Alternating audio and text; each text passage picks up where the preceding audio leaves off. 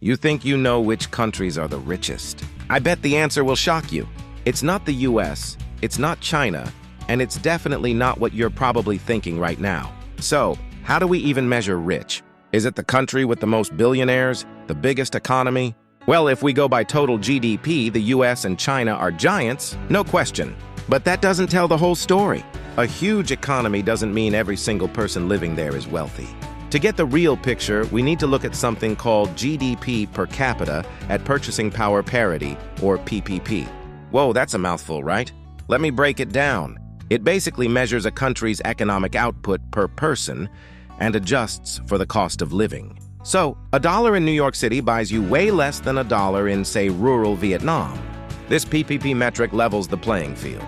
It tells us how rich the average person in a country actually is. So, with that in mind, who's at the top? Let's count down the top 5. Coming in at number 5 is a surprise for many: Singapore. This tiny island nation has transformed itself into a global finance and trade hub. With a GDP per capita of around $133,000, its strategic location and business-friendly policies have made it incredibly prosperous. Think crazy rich Asians, but with a lot more economic data to back it up. At number 4, we have Qatar. You might know it for hosting the World Cup. For decades, its immense wealth has come from one thing: oil and natural gas.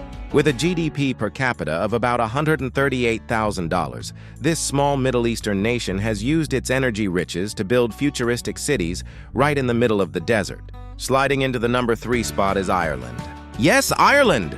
The Celtic Tiger is roaring again. How?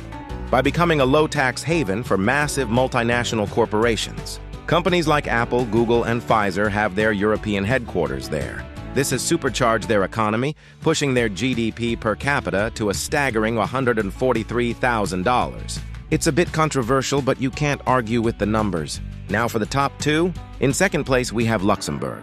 This small European country, nestled between Germany, France, and Belgium, is a powerhouse of banking and finance. It's like the Switzerland of the European Union, but on steroids.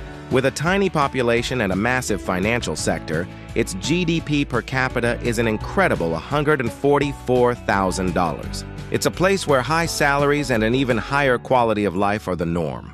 And now, the number 1 richest country in the world on a per-person basis is Macau. Wait, what? Yes, Macau, the special administrative region of China. Known as the Las Vegas of Asia, its economy is almost entirely built on casinos and tourism. It's a tiny territory with a massive cash flow.